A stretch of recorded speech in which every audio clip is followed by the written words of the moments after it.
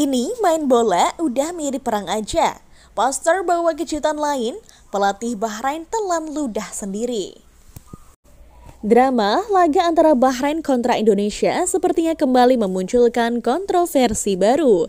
Selepas meminta Rantis dan tak meminta AFC mengirim 8 pengintai laga, saat ini giliran wakil kenegaraan yang mencoba bernegosiasi. Ketua PSSI Erick Thohir dikunjungi Duta Besar Dubes Bahrain untuk Indonesia, Ahmed Abdullah Al-Harmasi Al-Hajeri, pada Selasa 11 Maret 2025. Keduanya membahas tentang pertemuan kedua negara dalam lanjutan putaran ketiga kualifikasi Piala Dunia 2026 zona Asia.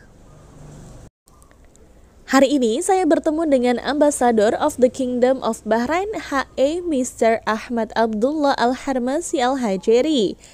Kami berdiskusi tentang persiapan timnas Bahrain yang akan bermain di Indonesia pada 25 Maret mendatang.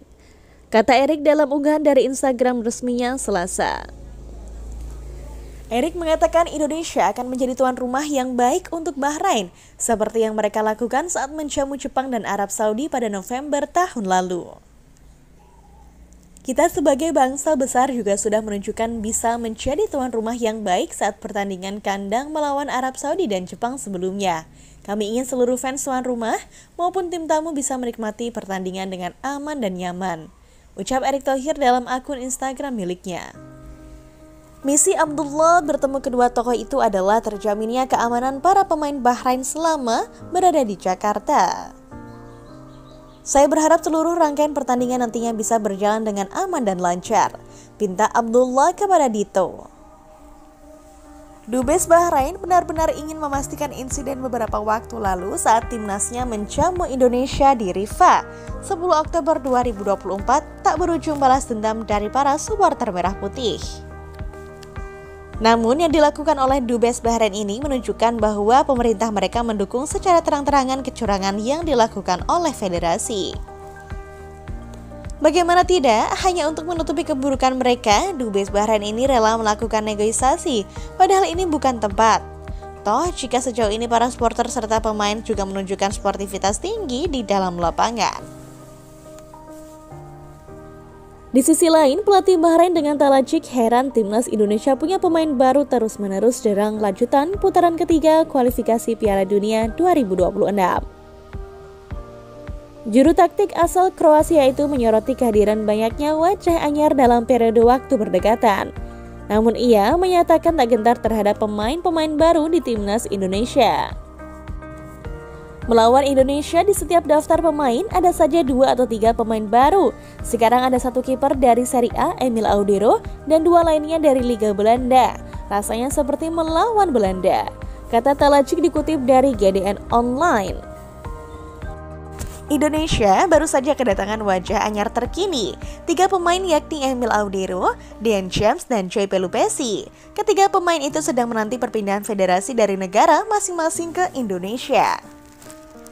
Emil Audero pindah federasi dari Italia, FIGC, sedangkan Dean James dan Joy Pelupesi dari Belanda, KNVB. Proses perpindahan federasi ini diperkirakan tidak akan memakan waktu lama. Dengan begitu, Emil Audero CS bisa masuk entry buy-up untuk pertandingan melawan Australia yang mesti dilakukan pada Kamis 13 Maret. Lontaran statement Talajik ini ternyata ditanggapi dengan santai oleh Danny Lanzet serta Alec Palser yang saat ini bertindak sebagai tim kepelatihan Indonesia. Bahkan secara terang-terangan dalam postingan terbarunya, Lanzet kembali membuat panas Talajik dengan memperlihatkan tim baru yang dimiliki oleh Indonesia. Melalui Instagram story Danny Lanzet, ia berfoto bersama dengan Alec Palser di pesawat. Namun dari foto tersebut terlihat pelatih fisik timnas Indonesia, Quentin Jacoba. Ini adalah kemunculan pertama kalinya bagi pelatih fisik berusia 37 tahun tersebut bersama 2 asisten pelatih timnas Indonesia.